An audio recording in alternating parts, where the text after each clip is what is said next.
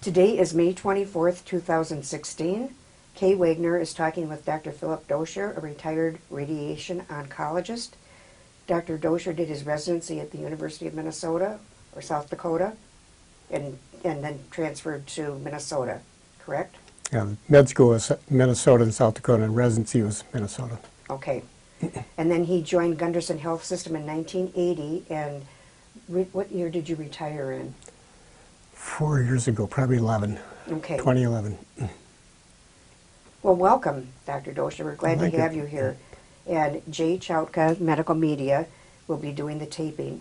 And we will provide you with a DVD shortly after the interview, as time allows for Jay, so that you have that for yourself. First of all, please tell us about your family history, where you grew up, your education, and training.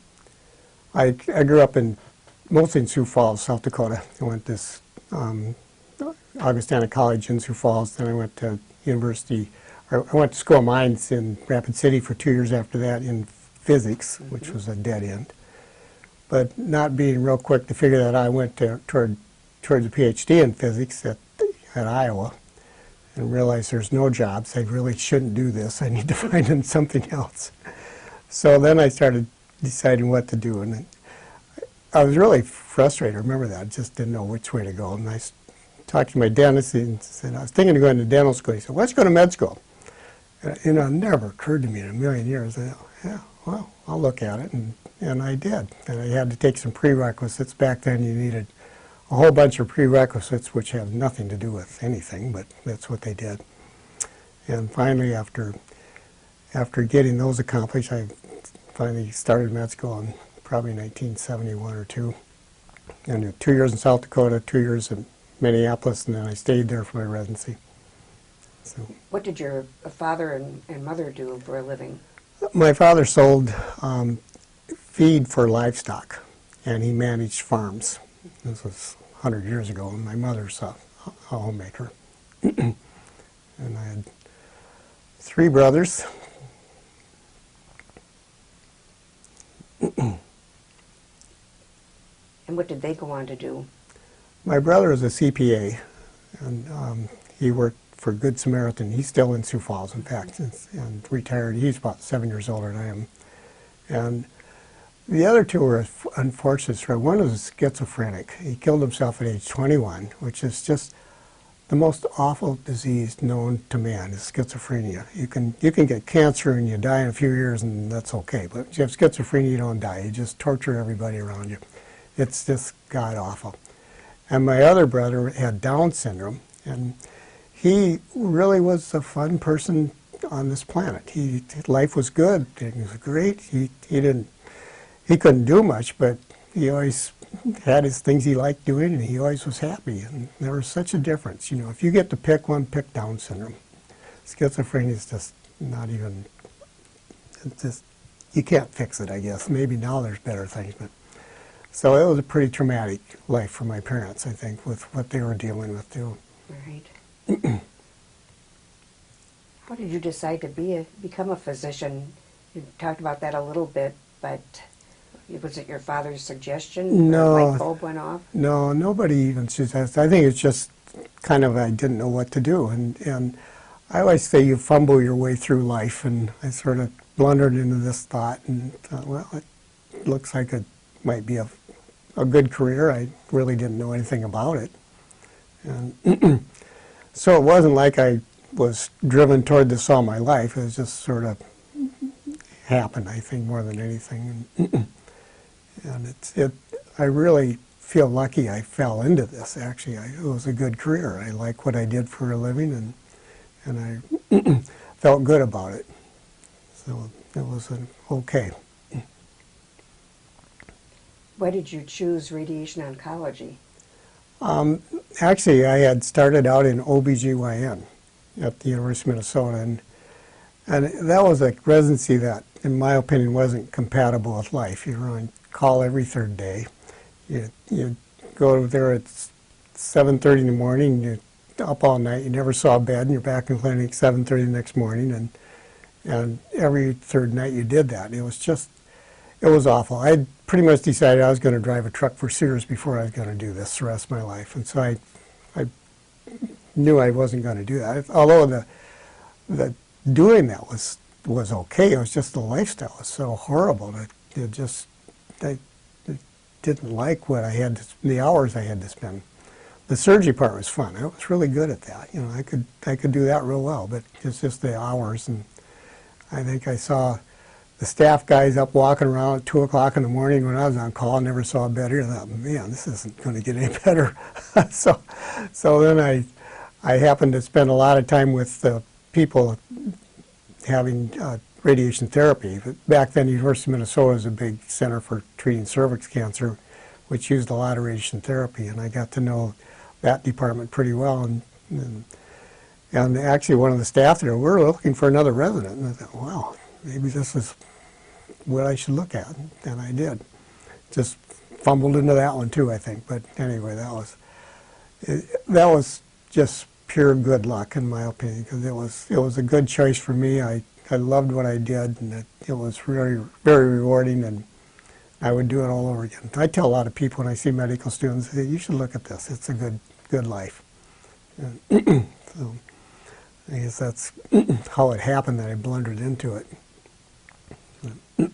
Was there a particular mentor or role model during your residency and education?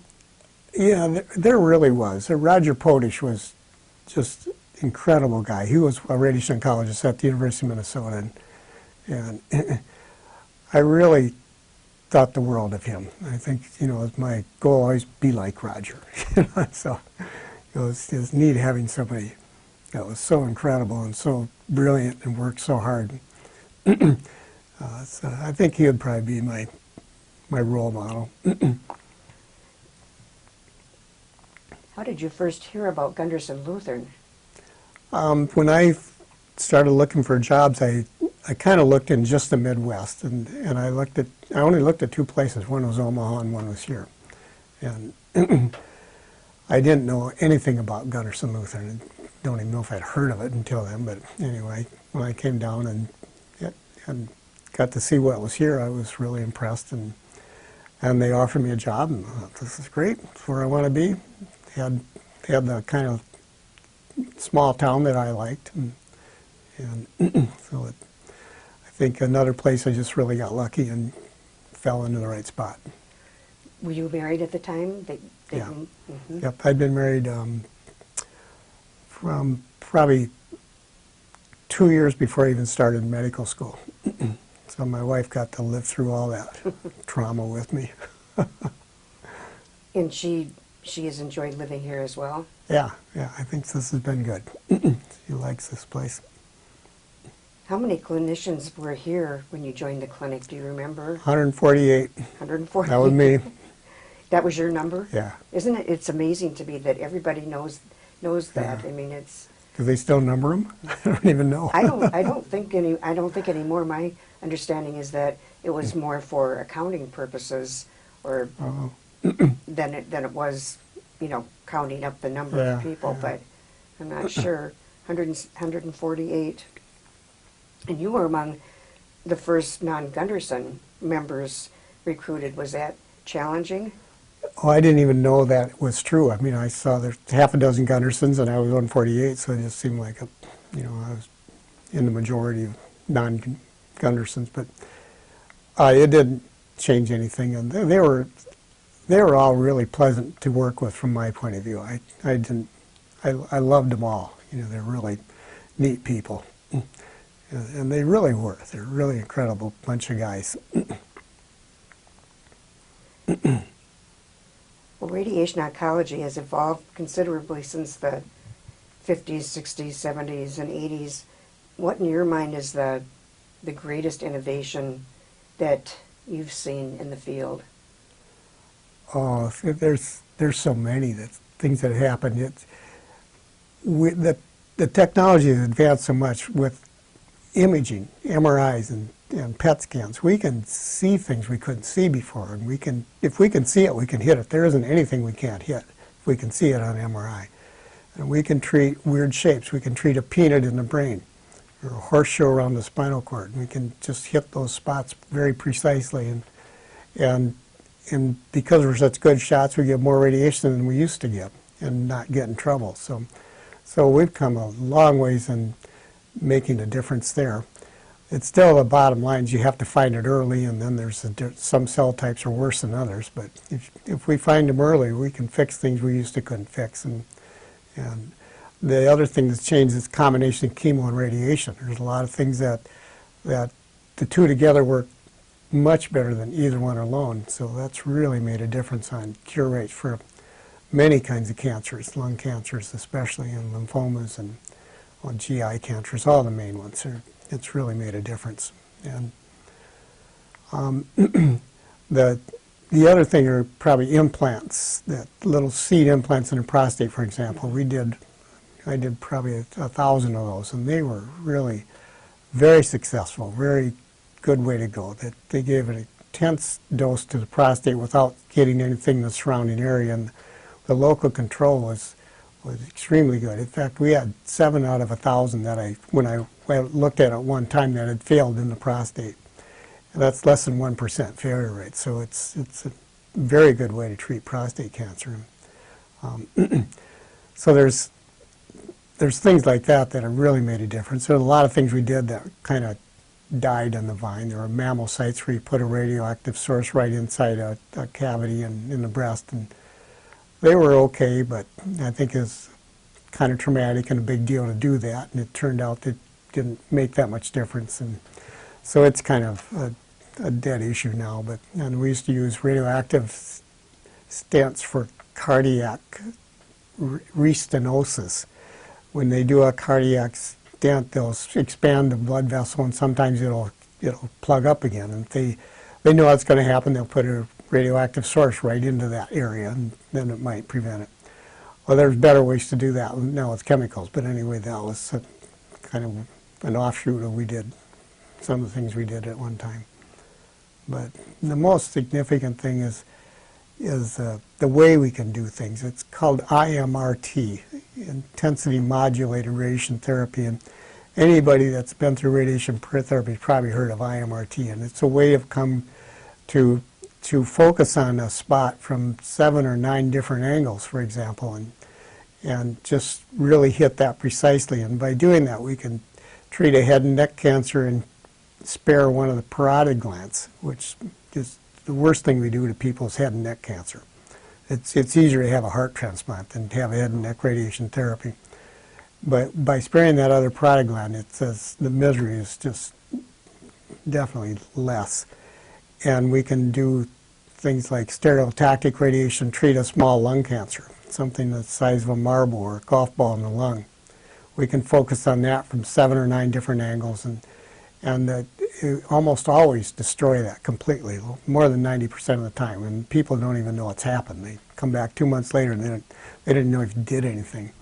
And it's a very successful way to do it. It's not the standard of care for lots of cancer patients for lung cancer, but it's done a lot.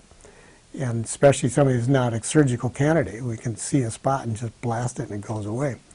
And so it's been a really neat way to fix some cancers where you can't do surgery. I think those are the big things where we really can focus and see things and hit targets we couldn't hit before. And it's because of the imaging and the radiation techniques that they've developed over the years that can do that stuff. The usual course for radiation time course is six weeks, I think.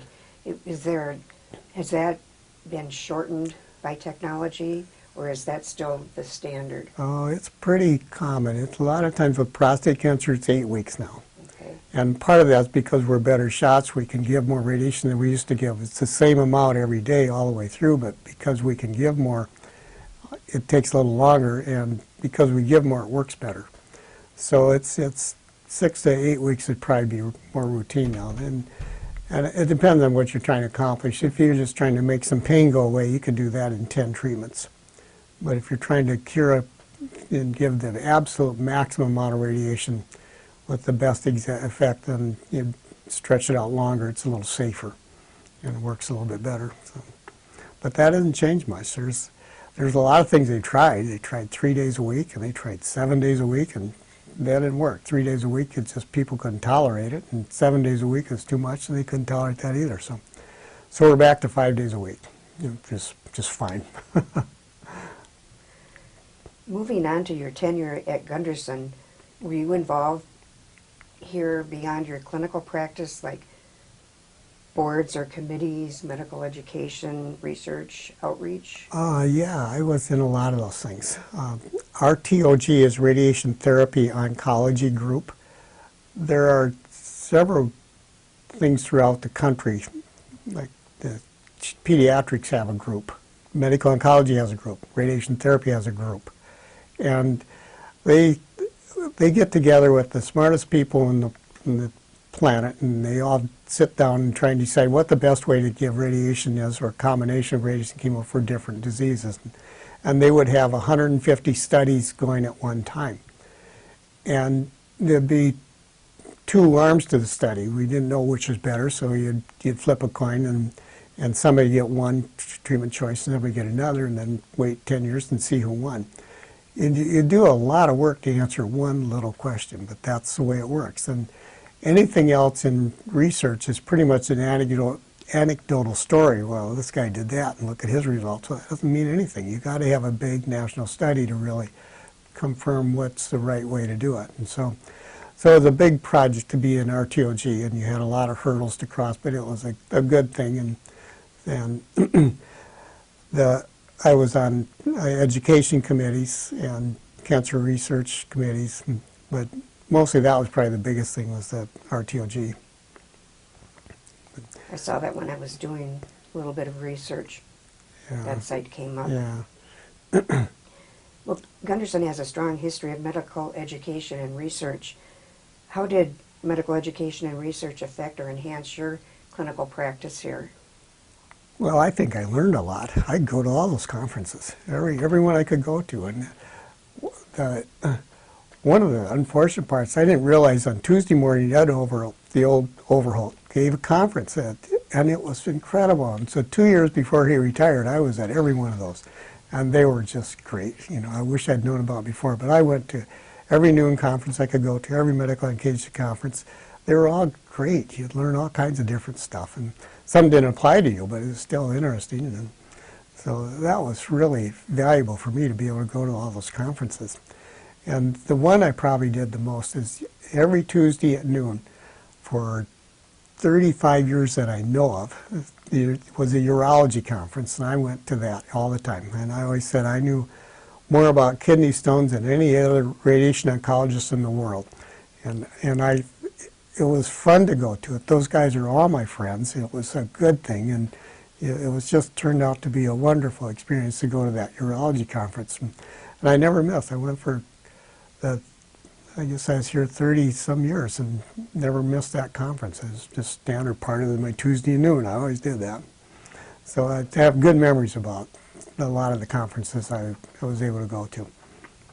But that would probably be my favorite one. It's still on every Tuesday at noon. In fact, we get done by noon today, I'll go to it. You're a loyal donor to the foundation, and for that we thank you. What motivates your ongoing support? I think it's people helped me back in the years when I had no money and no way of making things, and you know, you don't forget that. It was wonderful that they were able to that happened. I would have been in trouble without it, and so I feel like it's a good place to donate money. It goes for a good cause, and at least I feel like I know where it's going to. So it's a good thing. On a more personal note, what would your colleagues say that you are known for?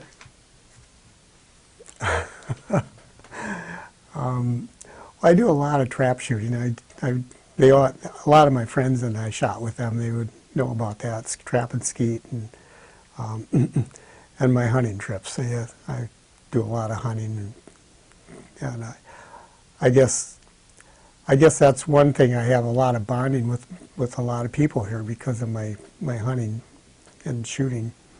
And I do a lot of woodworking, so I have my group of friends that do woodworking, And as far as outside of the work, that kind of thing is what I do.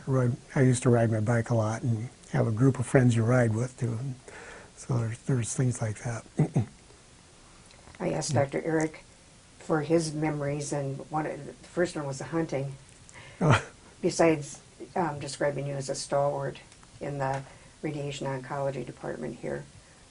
So he knew about your passion for hunting. Yeah, I did a lot of that. Do you have a favorite story about Gunderson? A miraculous day, proudest day, a patient that you remember? There's a lot of stories. Some of them are just, there's this one patient. It was a young lady who all she wanted to do was get pregnant, and she had developed a melanoma and had axillary nodes from it, and it was bad. It was really bad news. And she had gone to the tanning booths and got it. And she was young, pretty, hardworking, and had a neat husband, a neat job. Just this nicest person in the world. And she needed radiation. They said, well, whatever you do, don't get pregnant because you're getting all this radiation exposed to you.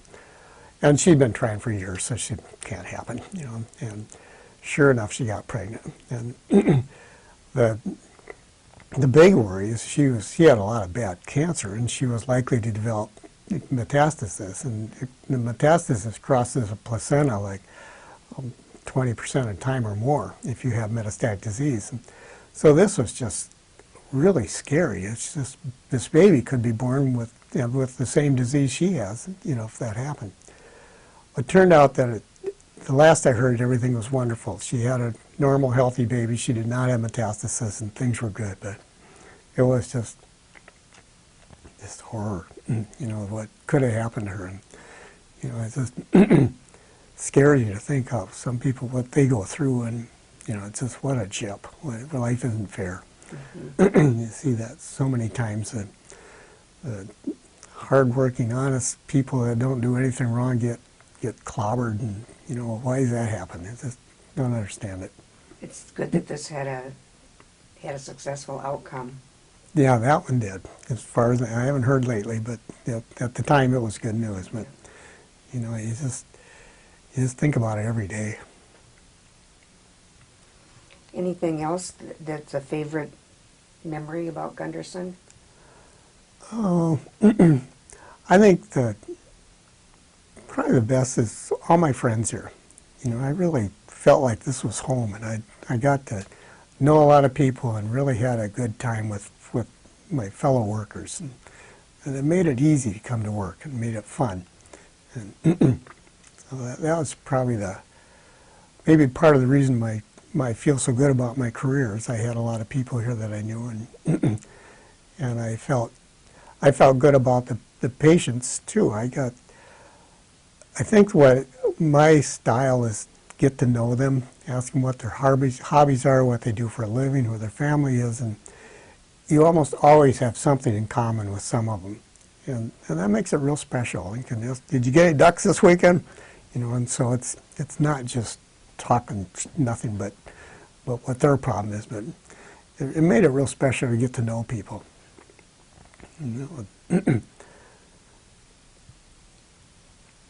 How about any words of wisdom to offer a young physician entering medical school today?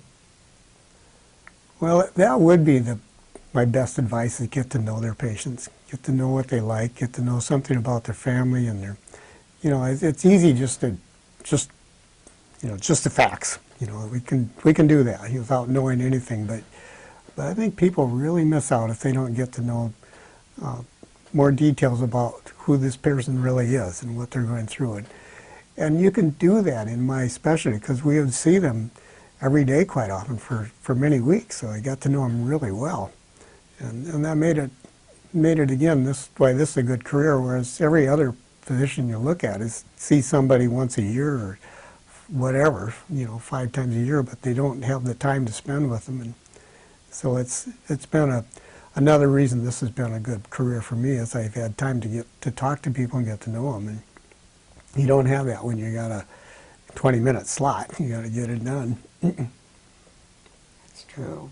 And what are you doing now that you're retired? Well, I goof off a lot. I still do a lot of shooting. I was just shooting my shotgun this morning, and I'm still doing locums. I do locums in the cities. I work about 1 week a month, and that's been fun. Actually, it's not like having a real job, but it's been really fun. And I've known a lot of those people there. When I was a resident, some of them were still there. In fact, when they called me and asked me if I wanted to do this, I said, "Oh, I don't know. Oh, well, I'll try it." So, and it's been really a pleasant thing to do. They're happy to see you. You go fill in for a few days and then you leave, and it's pretty easy life. And I still get to do some things. You know, it's not like doing everything, but it's still, you get to do a lot. So that takes about 1 week a month, and then the rest of the time I'm really good at goofing off. I got a lot of hobbies and a lot of friends, and it's been the best part of my whole life is after I retired, because I can play more, and I'm really good at that. So. Do you go to the breakfasts or lunches that they have at Diggers? Sometimes, yep. Once in a while, I know it's a kind of a long drive for me now, so I don't get there as often as I like. But I always like going there and seeing those guys again. And but they're all kind of special to me because I spent my whole life with them, so I really enjoy seeing them again. Is there anything else you'd like to share that I haven't covered? Want this to be about, your story and your memories, and these are just general questions, but if there's anything else that you'd like to share. Oh, nothing special, I guess. I think this has been, it's just been a wonderful place to be from my point of view, and for a career. But I guess I've already said that, but it really is. It really has been wonderful. Do you have anything else you'd like to include in your file? I know I've got your resume or your curriculum vitae. Is there anything else that you'd like to have us include? No, not that I can think of. Okay. Well, thank you again for taking the time to come here today. I appreciated that. It's kind of fun to come back and see what's going on all the time. See people that I know. So I always look forward to, I can't even walk down the hallway without seeing somebody I know. In fact, I would have been here sooner if I had ran into somebody I know. But it makes it special to come over here all the time. But the other thing's all the new faces, all people I don't know. Oh my gosh.